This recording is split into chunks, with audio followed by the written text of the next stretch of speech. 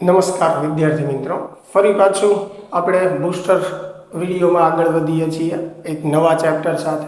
આજનું આપણું ચેપ્ટર છે ચેપ્ટર નંબર 7, ઓલ્ટરનેટિંગ કરંટ અથવા તો પ્રત્યાવર્તી પ્રવાહ.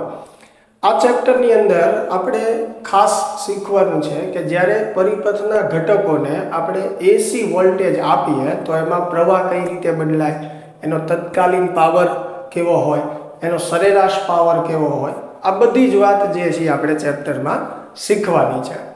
ડીસી સપ્લાયના પરિસ્થિતિમાં કેવું હોય છે કે વોલ્ટેજ અને પ્રવાહનું મૂલ્ય એક જ હોય છે. જ્યારે પરિપથને એસી વોલ્ટેજ આપવામાં આવે છે ત્યારે ઘટકના વોલ્ટેજ અને પ્રવાહ સતત બદલાતા રહે છે. તો આપણે ચેપ્ટરમાં આ જ શીખવાનું છે કે કઈ રીતે બદલાશે, એમાં પાવર કેટલો થશે. બરાબર. હવે ચેપ્ટર શરૂ કરતા પહેલા અમુક બેઝિક વાત જે છે તમને ખ્યાલ હોવી જોઈએ. જેમ કે એસી પરિપથ માટે વ્યવહારમાં જે વોલ્ટેજનું મૂલ્ય વ્યાખ્યાયિત થાય છે એ કયું છે? આરએમએસ છે. બરાબર. એટલે કે વ્યવહારમાં એસી વોલ્ટેજ અને પ્રવાહના આરએમએસ મૂલ્યો વ્યાખ્યાયિત થાય છે. એટલે આપણને રકમમાં અથવા એમસીક્યુમાં કંઈ પણ ન લખેલું હોય તો એ હંમેશા આરએમએસ વોલ્ટેજ કે આરએમએસ પ્રવાહ જ આપણે સમજવાના છે. બરાબર. અને જો મહત્તમ એવો શબ્દ વાપરેલો હોય તો એની મેક્સિમમ વેલ્યુ ઇન્ડિકેટ કરે છે. એટલે કે આપણને ક્યાંય એવું દર્શાવેલું હોય કે મહત્તમ વોલ્ટેજ અથવા મહત્તમ પ્રવાહ તો એના મહત્તમ મૂલ્ય દર્શાવે, અથવા ઘણી વખત મહત્તમ મૂલ્યની જગ્યાએ વોલ્ટેજનો કંપ વિસ્તાર, પ્રવાહનો કંપ વિસ્તાર આવા શબ્દ લખેલા હોય છે. તો એ આપણને ખ્યાલ હોવો જોઈએ કે મેક્સિમમ વેલ્યુ દર્શાવે છે. તો આ ખાસ ધ્યાન રાખવાનું કે એસી પરિપથ માટે વોલ્ટેજ જે છે વ્યવહારમાં આરએમએસ વોલ્ટેજ વ્યાખ્યાયિત થાય છે અને એનું સૂત્ર VRMS શું થશે? Vm/√2, જ્યાં આરએમએસ વોલ્ટેજ દર્શાવે છે અને આ મેક્સિમમ વોલ્ટેજ. એવી જ રીતે પ્રવાહનું જે છે સૂત્ર IRMS બરાબર શું થશે? Im/√2.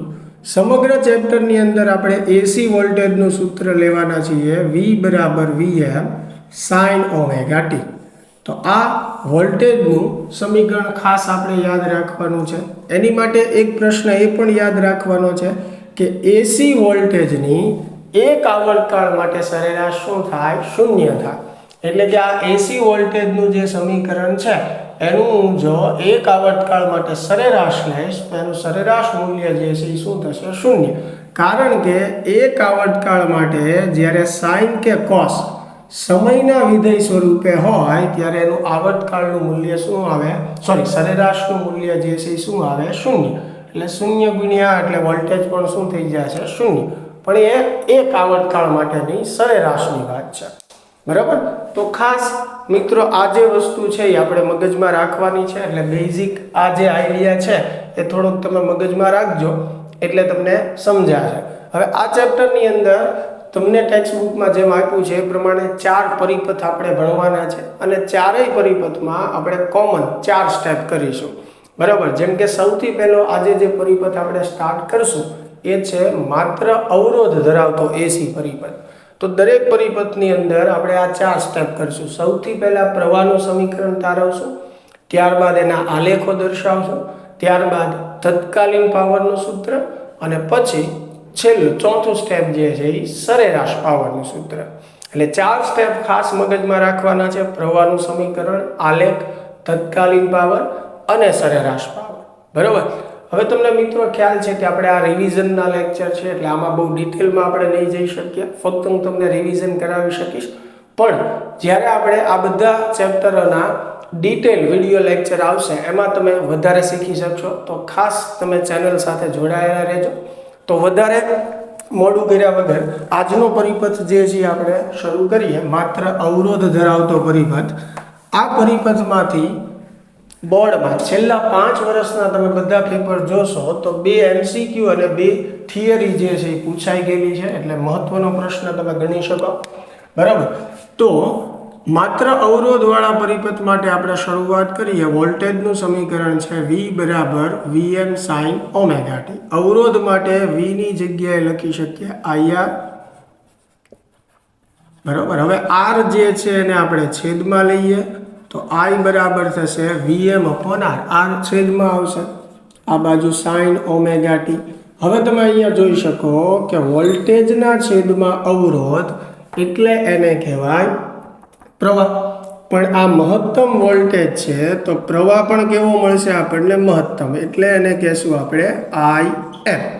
તો આ જે છે એ મિત્રો આપણને મળી ગયું વિદ્યુત પ્રવાહનું સમીકરણ માત્ર અવરોધ ધરાવતા એસી પરિપથ માટે, જે છે I બરાબર Im સાઇન ઓમેગા ટી.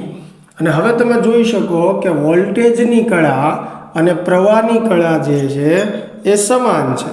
એ બંને કળાનો તમે તફાવત લ્યો તો જેને કહેવાય કળા તફાવત ફાઈ, અને એ શું આવશે? 0 આવશે. તો આના પરથી આપણે કહી શકીએ કે માત્ર અવરોધ ધરાવતા એસી પરિપથમાં વોલ્ટેજ અને પ્રવાહ સમાન કળામાં હોય છે અને તેમની વચ્ચેનો કળા તફાવત જે છે એ શૂન્ય હોય છે. ચાલો બીજું સ્ટેપ જે છે આપણે આલેખો દોરવાના. આલેખોની અંદર સૌપ્રથમ આપણે ફેઝર ડાયાગ્રામ બતાવશું. ચાલો તો વોલ્ટેજનો ફેઝર આપણે બતાવીએ જેની કળા ઓમેગા ટી છે, બરાબર. વોલ્ટેજનો ફેઝર કેપિટલ V, એનો ખૂણો જે છે એ ઓમેગા ટી. હવે પ્રવાહનો ફેઝર આપણે બતાવશું, એની પણ કળા ઓમેગા ટી છે, એટલે જે દિશામાં V છે એ જ દિશામાં પ્રવાહનો ફેઝર કેપિટલ I આવશે. એના મૂલ્યો દર્શાવવા હોય તો y ઉપર પ્રક્ષેપ લઈને આપણે દર્શાવી શકીએ કે આ જે હાઈટ છે એ એનું મૂલ્ય દર્શાવે. સેમ એવી રીતે આપણે પ્રવાહ માટે પણ દર્શાવી શકીએ. તો આ જે છે એ V અને I નો ફેઝર ડાયાગ્રામ છે માત્ર અવરોધ ધરાવતા પરિપથ માટે, બરાબર. એનો સમય સાથેનો આલેખ પણ આપણે દોરી શકીએ છીએ, બરાબર. હવે સામાન્ય રીતે એક દોલનના સમયને આપણે આવર્તકાળ કહીએ છીએ. આવર્તકાળને આપણે 4 ભાગમાં વહેંચીએ તો આવી રીતે આપણે એને આલેખમાં દર્શાવી શકીએ. T/4, T/2, 3T/4 અને T. સૌથી પહેલા વોલ્ટેજ માટે આપણે વાત કરીએ તો વોલ્ટેજનું સમીકરણ તમે ધ્યાનમાં લેશો. T બરાબર 0 સમયે ખૂણો 0 થશે, સાઇન 0 ની વેલ્યુ 0 થશે એટલે વોલ્ટેજ આપણને મળશે 0. T/4 સમયે ખૂણો જે છે એ π/2 થશે, સાઇન π/2 ની વેલ્યુ 1 થશે એટલે V બરાબર Vm એટલે કે મેક્સિમમ વોલ્ટેજ મળશે. ધારો કે મેક્સિમમ વોલ્ટેજ અહીંયા રહે છે તો આ આલેખ અહીંયા આવશે. T/2 સમયે જે છે એ ખૂણો શું થશે? પાઈ થશે, સાઇન પાઈ ની વેલ્યુ 0 થશે, અગેઇન વોલ્ટેજ 0 થશે. ચાલો 3T/4 સમયે ખૂણો 3π/2 થશે, સાઇન 3π/2 -1 થશે એટલે વોલ્ટેજ આવશે -Vm. એટલે મેક્સિમમ ખરા પણ વિરુદ્ધ બાજુએ, એટલે 3T/4 સમયે વિરુદ્ધ બાજુએ. અને T સમયે ખૂણો જે છે એ 2π થશે, સાઇન 2π 0 થશે. આ બધા પોઈન્ટમાંથી પસાર થતો તમે આલેખ દર્શાવજો એટલે આ આપણને V વિરુદ્ધ T નો આલેખ મળશે. હવે એવી જ રીતે પ્રવાહનો આપણે આલેખ દર્શાવવો હોય તો પ્રવાહનું સમીકરણ ધ્યાનમાં લ્યો. સેમ વસ્તુ આમાં પણ થશે. T બરાબર 0 સમયે ખૂણો 0, સાઇન 0 0 થશે એટલે પ્રવાહ શું થશે? 0. T/4 સમયે પ્રવાહ મેક્સિમમ થશે, T/2 સમયે 0. તમે આવી રીતે આમાં T/2 સમયે ખૂણો કેટલો થશે? પાઈ, સાઇન પાઈ 0 એટલે પ્રવાહ 0 મળશે. ફરી પાછું 3T/4 સમયે મહત્તમ થશે પણ વિરુદ્ધ બાજુએ, અને T સમયે પાછો 0 થઈ જશે. આ બધા પોઈન્ટમાંથી પસાર થતો તમે આલેખ દોરો એટલે I વિરુદ્ધ T નો આલેખ થઈ ગયો. તો આમાં જોઈ શકીએ છીએ કે ભાઈ માત્ર અવરોધવાળા પરિપથમાં V અને I સમાન કળામાં છે, એટલે જ્યારે V વધે છે ત્યારે I વધે છે, જ્યારે V મેક્સિમમ બને છે ત્યારે I પણ મેક્સિમમ બને છે, અને જ્યારે V 0 થાય છે ત્યારે I પણ 0 થશે. એટલે કે સમાન કળામાં હોવાનો અર્થ એવો થયો કે જે રીતે V બદલાશે એ જ રીતે I બદલાશે. ચાલો આ બીજું સ્ટેપ આપણું થઈ ગયું. પહેલું પ્રવાહનું સમીકરણ, બીજું આલેખ આપણે દોર્યા. ત્રીજું જે છે તત્કાલીન પાવરનું સૂત્ર P બરાબર VI. V ની જગ્યાએ આપણે લેશું Vm sine omega T. I નું સૂત્ર પણ આપણે મેળવ્યું Im સાઇન ઓમેગા ટી. ચાલો તો P બરાબર થશે Vm Im સાઇન ગુણ્યા સાઇન એટલે સાઇનનો વર્ગ થશે. ચાલો સાઇન સ્ક્વેરનું સૂત્ર આપણે મૂકીએ તો સાઇન સ્ક્વેરની જગ્યાએ લખીએ કાંઈ 1 minus cos 2 omega t by 2 થશે. બરાબર. ચાલો તો સાઇન સ્ક્વેરની જગ્યાએ આપણે જે છે આ નિત્યસમ મૂક્યું છે. હવે જે છે હું Vm Im અંદર ગુણી શકું તો Vm Im બે જે છે એ છેદમાં આપી દઈએ બંનેને અલગ. ચાલો તો આ જે છે એ આપણી માટે તત્કાલીન પાવરનું સૂત્ર થઈ ગયું. હવે એના પરથી મારે સરેરાશ પાવર જોતો હોય તો તત્કાલીન પાવર જે છે બરાબર, તત્કાલીન એટલે જે તે ચોક્કસ સમયનો. મને એમ કે ભાઈ ટી બરાબર 10 સેકન્ડે પાવર મેળવો તો અહીંયા જ્યાં ટી છે ત્યાં હું 10 મૂકીશ. હવે સરેરાશ પાવર જોતો હોય તો એક આવર્તકાળ માટે આપણે સરેરાશ લેવી પડે આ સમીકરણની. હવે સરેરાશ લઈએ એમાં આ પદ તો અચળ છે એટલે સીધી વાત છે કે એ તો એનું એ જ રહેવાનું છે Vm Im બાય 2. પરંતુ આ પદની અંદર cos કે sin છે તો આપણને ખ્યાલ છે કે જ્યારે sin કે cos સમયના વિધેય સ્વરૂપે હોય તો એક આવર્તકાળ માટે એની સરેરાશ શું થાય 0. તો 0 ગુણ્યા પદ એટલે આખું પદ 0 થઈ જશે એટલે સરેરાશ પાવર આપણને આ મળશે. તો આ એક સૂત્ર થઈ ગયું માત્ર અવરોધ ધરાવતા પરિપથ માટે સરેરાશ પાવરનું. એને બીજી રીતે પણ લખી શકીએ. નીચે જે 2 છે એને √2 ગુણ્યા √2 આપણે લખી શકીએ. બરાબર. ચાલો તો Vm બાય √2 એટલે શું થશે Vrms, Im બાય √2 એટલે શું થશે Irms. તો આવી રીતે પણ લખી શકીએ છીએ. અને મેં તમને કીધું હતું કે વ્યવહારમાં હંમેશા એસી પરિપથ માટે RMS મૂલ્ય જ વ્યાખ્યાયિત કરવામાં આવે. તો હું અહીંયા RMS ન લખું અને ખાલી V કે I લખું તો પણ એ કઈ વેલ્યુ ઇન્ડિકેટ કરે છે RMS.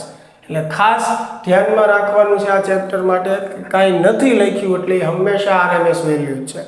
જો મહત્તમ વેલ્યુ હશે તો ફરજિયાત Vm કે Im લખેલું હોય અથવા મહત્તમ શબ્દ એવો વાપરેલો હોય અથવા તો એવું કીધેલું હોય કે વોલ્ટેજનો કંપ વિસ્તાર અથવા પ્રવાહનો કંપ વિસ્તાર. બરાબર. પાવર વ્યય પૂછે આપણને, વ્યય થતો પાવર તો P બરાબર સૂત્ર શું થશે I²R. આમાં પણ I જે છે એની કઈ વેલ્યુ લેવામાં આવે RMS. બરાબર. ચાલો મિત્રો આ સૌથી પહેલો આપણો પરિપથ હતો આ ચેપ્ટરનો, માત્ર અવરોધ ધરાવતો એસી પરિપથ. 4 સ્ટેપ મગજમાં રાખવાના છે: પ્રવાહનું સમીકરણ, આલેખ, તત્કાલીન પાવર અને સરેરાશ પાવર. બોર્ડની અંદર છેલ્લા 5 વર્ષના બધા જ પેપરો તમે જોશો તો એની અંદર 4 વાર આનો ઉપયોગ આવી ગયો છે. એટલે કે 2 વાર આ પરિપથને રિલેટેડ MCQ પૂછાઈ ગયા છે અને 2 વાર આ પરિપથને રિલેટેડ થિયરી પૂછાઈ ગઈ છે. તો બોર્ડની દ્રષ્ટિએ પણ મહત્વનું છે. આશા છે કે આપણે વ્યવસ્થિત સમજાણું હશે. મળીએ હવે નેક્સ્ટ લેક્ચરમાં.